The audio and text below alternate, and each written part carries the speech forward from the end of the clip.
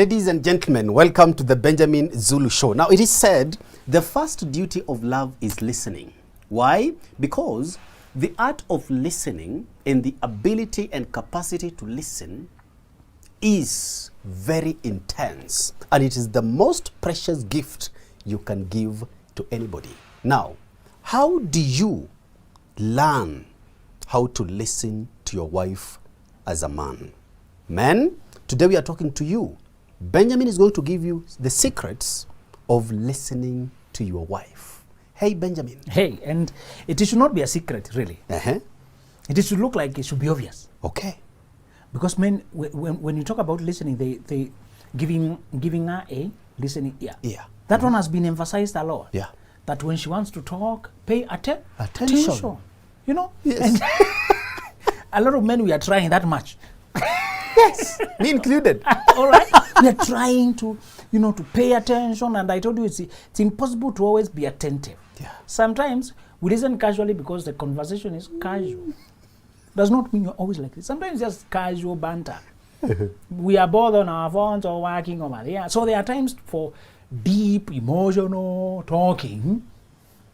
And there are times for casual banter. And I told you one way to always enrich conversations is to change environment in which they are happening. Okay.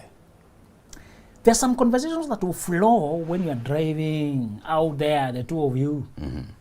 You will see something and it will spark a conversation. Yeah. You will be somewhere and the environment makes you start imagining together, discussing something. You will birth ideas. The way you tour a library, the way you tour internet by checking many pages, many resources, many this.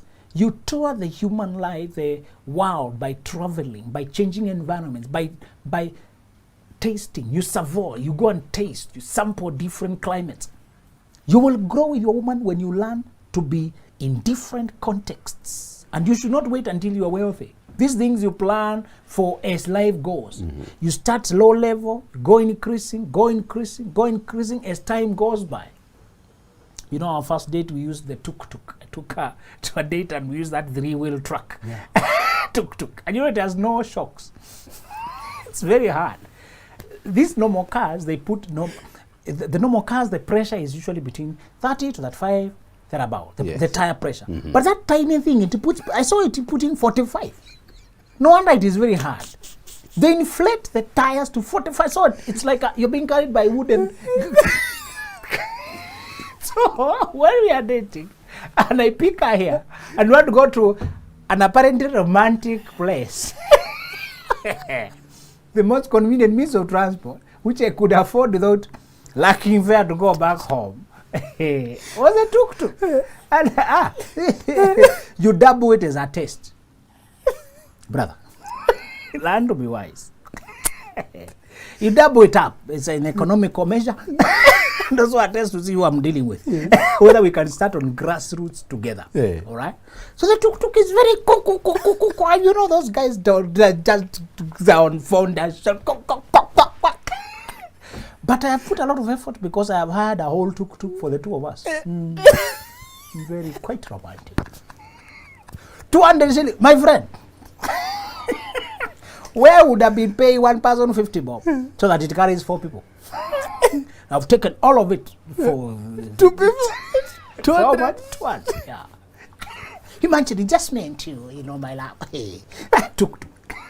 So we are going, and it's very shaky, and I usually don't remember as much as she remembers it. She keeps remembering it.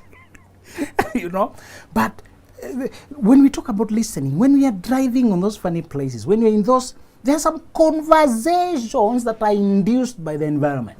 So listening has 2 aspects. The first aspect that has been drummed into men, and we don't even get it yet, is the art of practically listening. And I'm telling you to not only listen, but induce conversations of certain quality by changing environments deliberately. And I told you one way to make sure your love never dries is to create routines that keep the fire burning. Now, the other day, there are 2 things that God created, and I want to tell you that he must have provided for them to keep burning. He created marriage and he created the sun. The sun is a ball of fire that never runs out of firewood. Yeah. If you pause to think about it, you tap solar energy, it brings light, heat all together at the same time. It's all. Why is it? What does the sun use? Here, when we create fire, you have to put firewood or electricity, something. There's energy being consumed.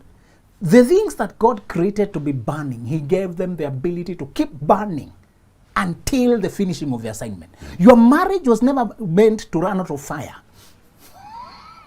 You're the one who doesn't know how to keep it aligned, how to keep the rhythm, how to keep the going. So the first thing you need to do with your marriage is to look for that rhythm. And one way to create rhythm is create schedules, create routines and customs. You know, the way in the olden days, you hear they went up as it was the custom. Everyone's a year. They go for the, you know, for certain festival. You know, create personal family festivals. You don't need to wait for children. Start the two of you. Yeah. For example, every now and then, for example, every once a month, we go out of town. As I told you, it's not how much you spend. Whether it's a tuk-tuk. Yeah. It's the commitment and the thoughtfulness to do it. It does not have to spend you to break your back. It's when you put it in your mind. There are men who are more loyal to their boys and eating meat and taking beer. There are men who are more loyal to the boy club than they are loyal to their families. Yeah. That's why their love is drying. There are girls who must visit their mothers every weekend. And you as a man, you can't ask because it's the daughter and the mother. You seem like you are insensitive. They use that to block. They dry out the family. Remember, sometimes when we are in the house, we are in the midst of the life now. Job, demands. We live that way every day. But every now and then, you need to break the monotony. So create a schedule whereby you always go out somewhere. That way you induce better conversation so that you're not only listening, you're connecting. Yeah. But today I want to tell you another level of listening, which is level 2. To listen means to value her opinion, to implement her suggestions, to respect her input. The first one was mainly for emotional relief. You're listening for her so she can feel better. Can feel hard. Okay, I hear you. So that practical listening is that you can, that is only elementary. Okay? I want to bring you to the higher level which I'm talking about here. The secret to valuing the input of your woman. That's how all great men have ascended to heights that we can only admire. But you see, the input of women is never broadcasted. Yeah. So we only see the champion and praise the champion. Look back at those men who messed up and those who succeeded. The contrast will always be the contribution of women.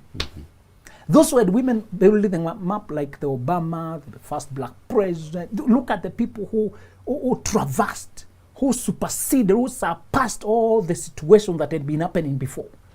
You see a solid support by the woman. Of course, we have a few people who could achieve a lot. You see them up here, they abandoned their women, but their lives are usually hollow. You can always see hollowness. Yes. Look at our politicians. Those who mess up their life with their women, their wives, you can see, they will move like a salvage vehicle, a vehicle that has been knocked, but it is still moving. Salvage vehicle. Still on the road, but something inside is not quite right. They are pushing to move, keep moving.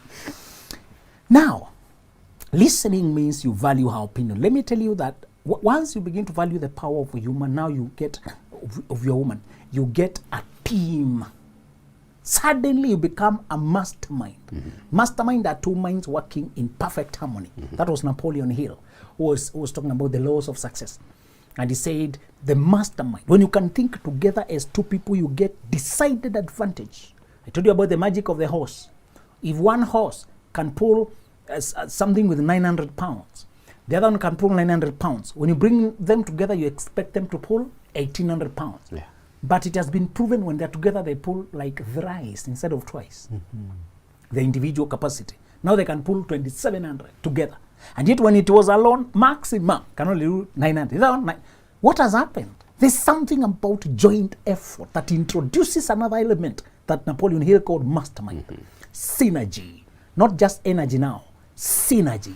So the first advantage, the first secret to listen to your woman is you get advantage over all your competitors, over all other people, over everybody else you're fighting, because you have a mastermind, and mastermind operates in many ways. One, it helps you, somebody will taste your ideas. They are the first, when your ideas are in your head, they are very wonderful. Yes.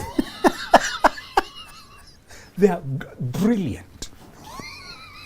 Let me tell you, when your ideas are in your head, you are genius. And in fact, you consider yourself quite a thoughtful, innovative person. Yes.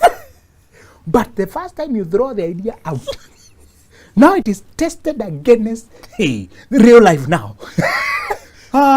Suddenly it's okay. You see an absurdity with it that you had not seen. It is shaped.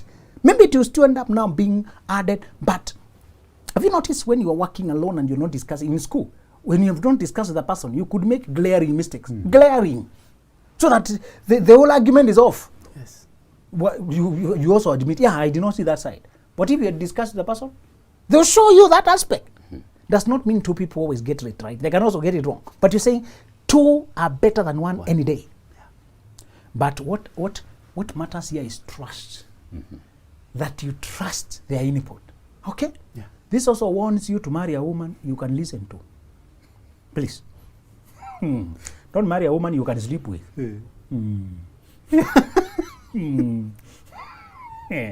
Don't marry the thighs, brother. Yes. Don't marry the shape. There's some things that need to be done by something else other than the shape. Impressed by sitting allowance. I'm a baby. Imagine that's how men marry. Yeah. The vanity. The vanity men think about when they're married. Marry a woman you can converse with, who you can trust with your ideas, and who you can be vulnerable with. Do you know why men block women from their ideas? That she does not hear your foolishness. No, you thought it's a better reason.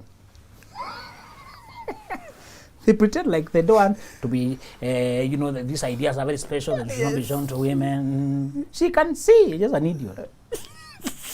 There's another woman who said that in the Bible. Abigail said, my husband. Just like his name is, just like his reputation is, just like his behavior is. It's a fool.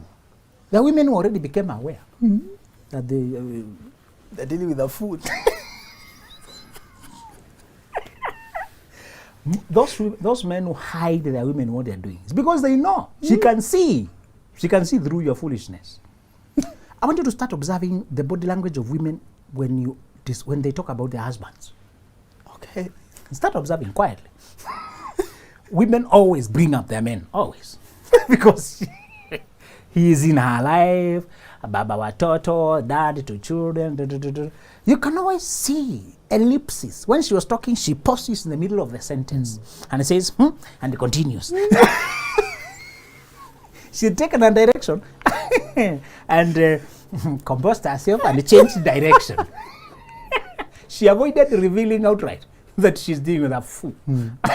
So men don't hide their projects from women because those ideas are genius and she's a fool. Many times it's because she knows the wife is a genius and the projects are foolish. In reality, it is the opposite. Bramwell, when you say your woman is a fool, what are you saying about yourself? You're a fool. You're the bigger fool. Because to contract a fool, you needed to look for a person who's like yourself. Yes. The person we marry always says something about ourselves. It always reflects our choice. All right? Yeah. You call a woman a dog, she might be the she dog, you're the he dog. Whatever you call her, she's the female version, you're the male version. All right? It's impossible to insult our intimate partners. It's impossible. They are our choice. You heard me warn women to stop bad-mouthing their baby daddies? Yes. Imagine this guy, useless. You are another useless person. Where did you get him from? Everybody in your life, every lover in your life is your choice. Yeah. When you had that steamy evening, maybe in a candlelit dinner, but you know it is hardly candlelit. Really, it's a poorly lit campus room. Yes. or a car. It's not a decent activity. There's nothing honorable there. They did it privately, stealing together, co-conspirators. Yeah. Now they come to Saudi to pretend like that. You know, imagine, did you consult us before you bring the person into your life? Surely. So start by owning that it was your choice that brought the person to your life. Now you are seeking guidance because you have realized you are mistake. If you do not realize your mistake, don't start complaining as if the person was imposed into your life. All right, so we are saying the kind of listening we are saying is valuing, because you can hear me out, but you don't value my opinion. When you value your man's opinion, you have a decisive advantage in having a mastermind, a team to evaluate all your ideas. I want to tell you a secret. To make it your practice, never to make a major decision before you discuss with a woman. Okay. Make it your practice. Do you know one thing it will help you? It will safeguard you against other women. Women can sense when you usually discuss things with a woman. They can sense. And they can sense when there's a war. They will easily get into your life. Yeah. They can sense. They can sense. Men, men, when we are inflamed sexually, thinking about this beautiful girl, we don't think. We don't think. We are as easy to trap as a stallion, a male horse. When you look at men of honor, how they're being trapped by a crumb of bread, you wonder what was happening. He was not thinking. Okay? Yeah. This weakness has been exploited over the years, and we never learn. We never learn, Brahma, from presidents to common people. And I told you, when a poor guy who had nothing going on messes up, he is not falling, he is already on the ground. On the ground. So there are guys who never came up in society, never built a name or dignity. They usually sleep with anything in his skirt. And it is known. Even if you ask, who is that? People know. So there are people who have never known honor. So they can sleep around, sleep with anything. And they have no.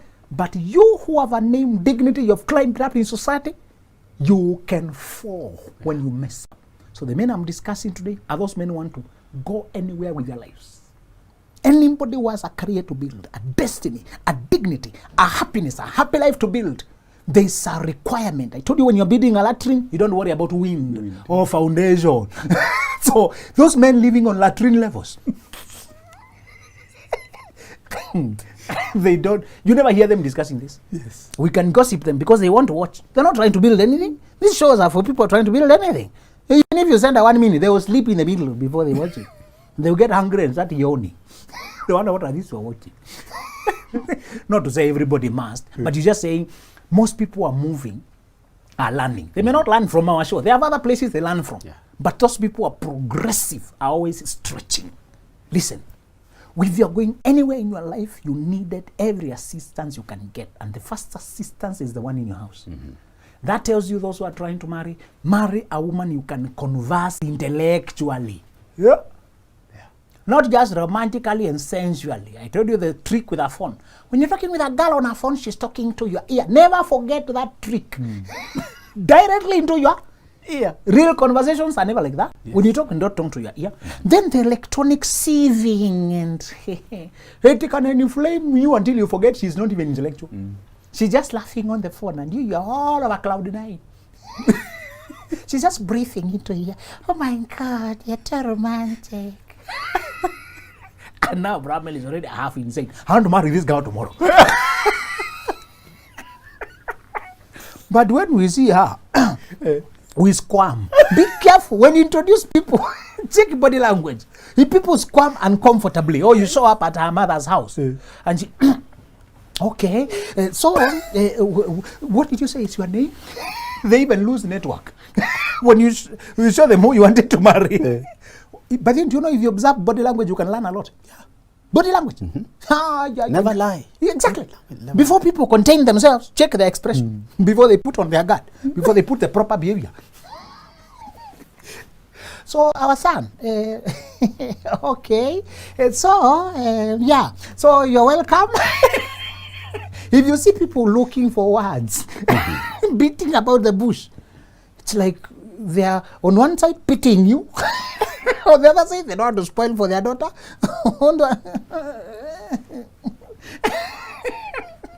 All right? So one of the things I want you to understand is that the listening means valuing opinion. The second listening, which is very critical, is that women sometimes are more spiritually sensitive. So when you listen to your woman, you get direction about the invisible. She can perceive with intuition, with her inner sense, she can sense things. And we are not saying women are always right. That is not the message here. The message is if you are open for guidance, she will spare you. She can dream. Men also dream, but because of the grind of life.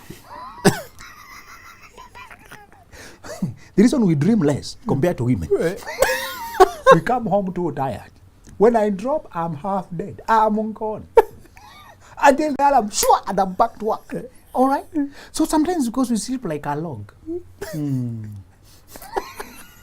After a day of work like this, do you expect me to sleep casually? Even you, my brother, please, let's be practical. How do you expect me to sleep after all this? You know, I do everything with intensity. Yeah. Even sleeping.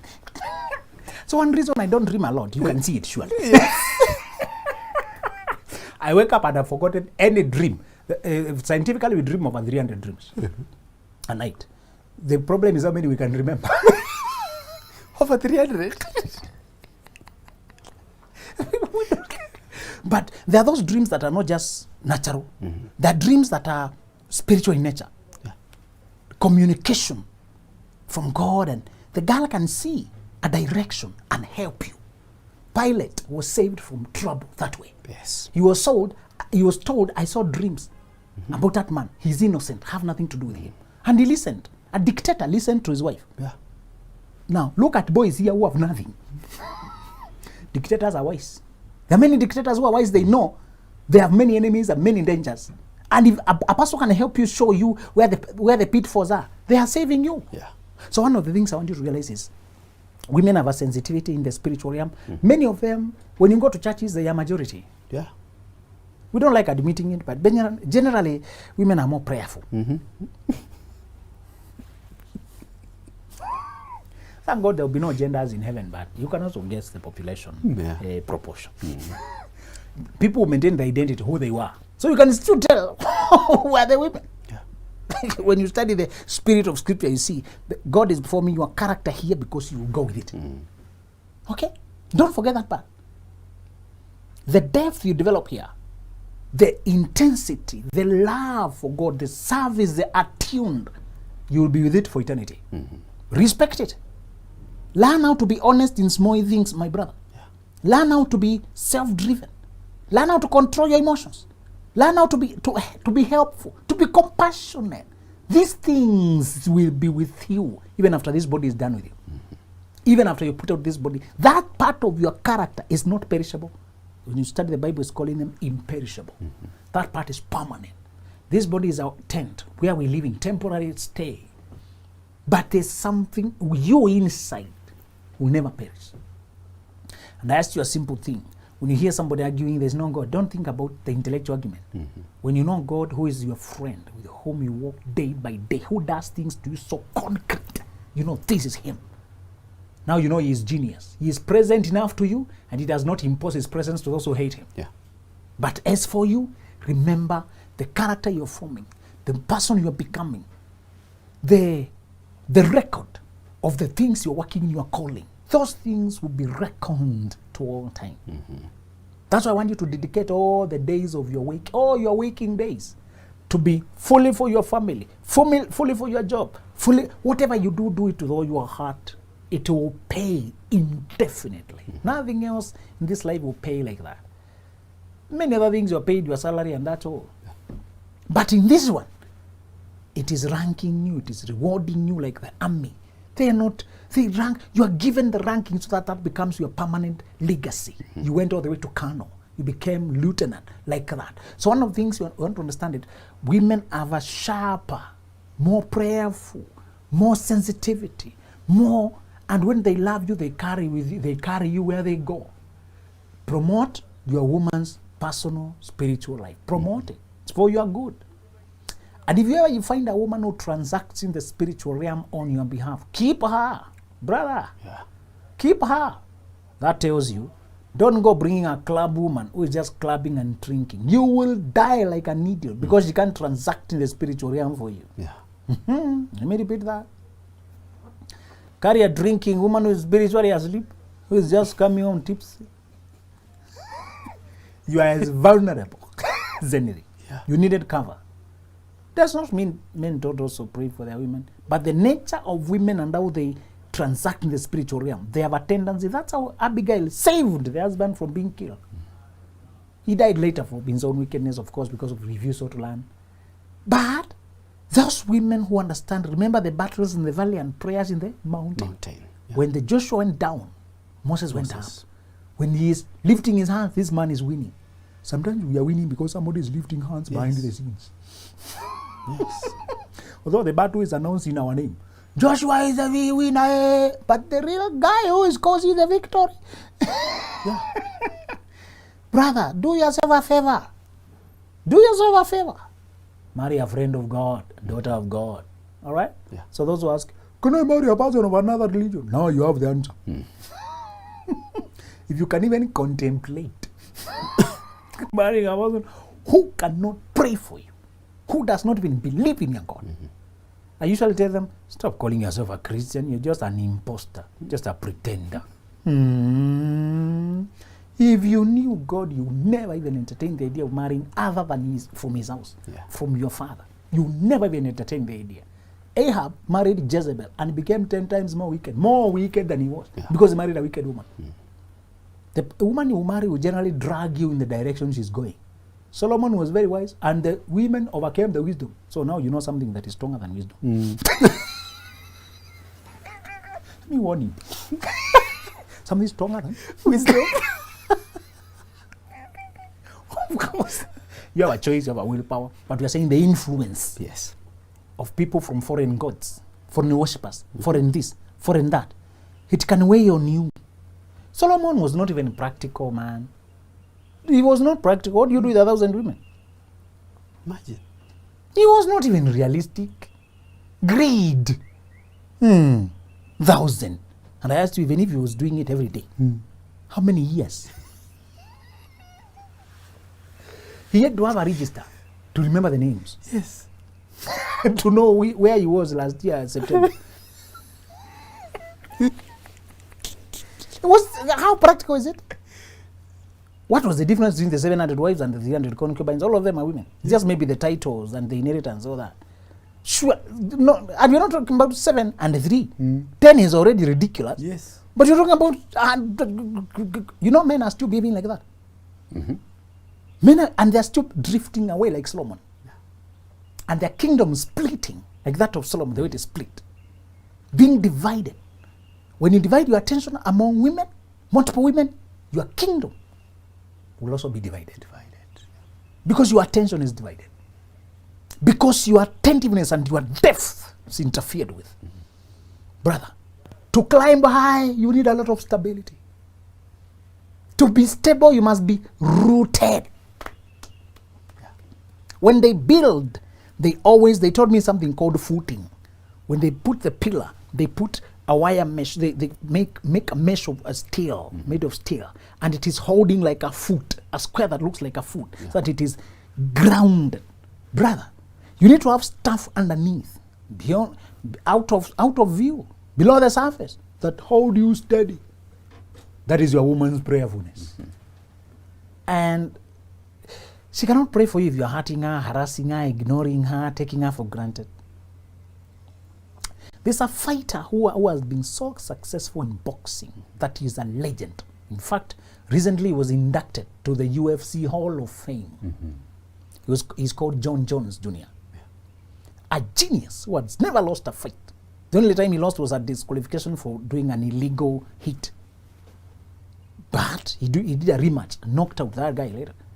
So he's a genius, but he's so undisciplined, he beats up his wife. He roughs up his family. On that night, when he was invited to Texas, recently, it is a saga of a few days ago, to be inducted to the Hall of Fame, they did not know that the UFC, the fighting company, when they want him to fight, they have to tame him like a bull. They usually book him a flight. On that day he is fighting, and keep him in one place, fight, and put him fight, and take him out again. They don't bring him with family. He's uncontrollable. In other states of the US, the law is a little bit relaxed. But Texas is very tough because of the culture there, crime rate. So the police are always on the lookout. And these fights, many of them happen anywhere? In Texas. They know the guy can't survive here. That's what that guy, the leader of UFC, Dan White, was telling people. You don't know how we handle this guy. So that night he came, and because they heard he's coming with the family, so they said maybe he's now with the family, so I'm coming with my family. So they left him alone. Now at night the children are saying, call police. Huh? Listen, my brother. You need a woman who can tame your madness, who you respect enough to keep you going. So that reason, when you listen to your woman, is she will stop you from dangerous detours. I'll tell you that, and I will invite your questions, but I want you to absorb that. She will stop you from dangerous detours. That guy came to be inducted in the Hall of Fame, and after he's inducted, declared a legend. Only 2 boxers were being inducted. The other one is very disciplined. It's called GSP, George St. Pierre. People know him. But very well-mannered guy, very well-controlled. But this one, who married a woman who he despises and roughs up and dispreys in front of children, he ended up in police custody. He's arrested, trying to trying to fight police. I want you to marry a woman, Bramwell, who will keep you in check online, who can correct you and call out your madness. Now you're about to ask me whether I think you have madness. Every man has a tendency, has a direction they can go too far. Yes. I'm not asking for specifics, but I only need to know whether you are a normal man. That's all. If the answer is yes, the other one is also present. Everybody has a tendency to do something too much. They can be too haughty, too confident, too arrogant, too this. Every man. Yeah. You need a woman who you fear enough, respect enough, not to restrain yourself from doing that. Okay? When you listen to your woman, you will finish safely. You'll not only be inducted to halls of fame of this world, but also of the world to come. Your woman can make you arrive to eternity safely. Some people will arrive there narrowly, barely. Barely. Because nobody could tame you. You married a woman whom you despise, whom you can't even respect. There are some things I can't do because I can't face my wife after doing them. Yes. Brother, you need a person who knows you. Who can tell you, I know they are cheering, but hey, Baba Nani.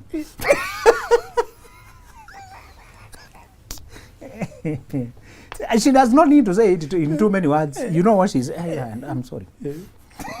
So much as we are confident out here, and we are back home, you need because you know she knows your weaknesses and what you can do. Yes. I like that.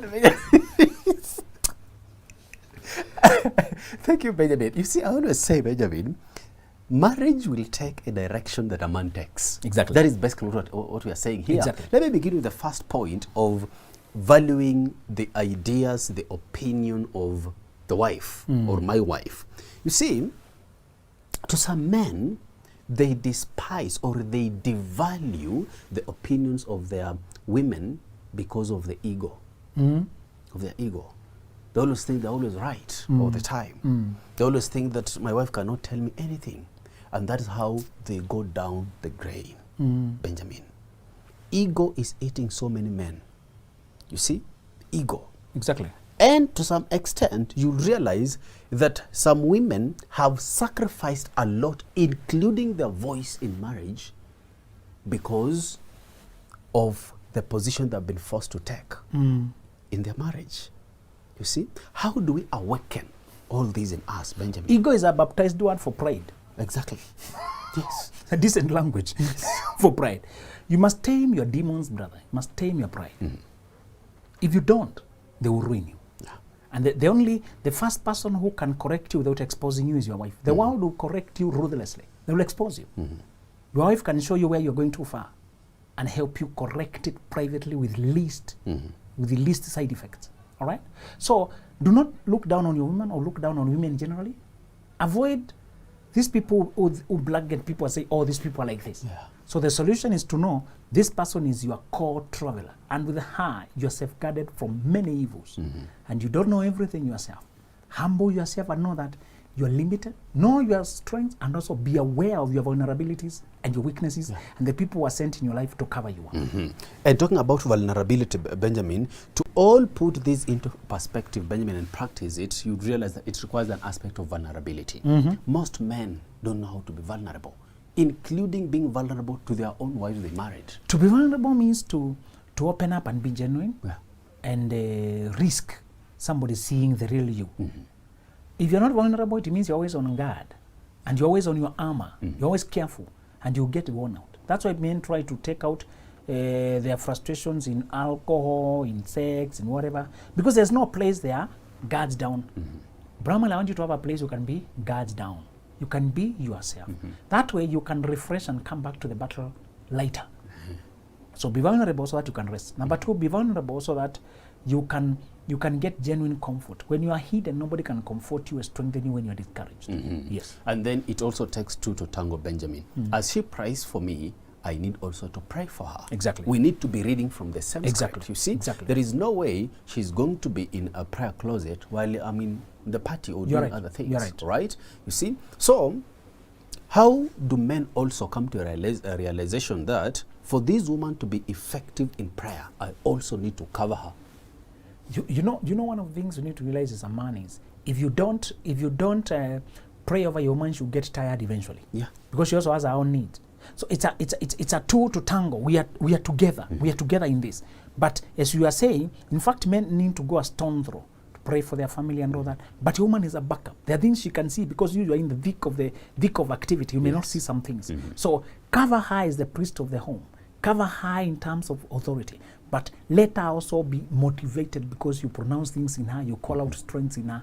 It's mutual, but the positions are different. So play your role to motivate her to play hers. All right. Play your role to motivate her to play hers. And that is how you are going to ensure that you actually put all this that Benjamin has said into perspective, and your marriage is going to experience the glorious aspect that God has in mind for you. That is it on the Benjamin Zulu Show. Thank you for your time all the time. Let's meet again next time.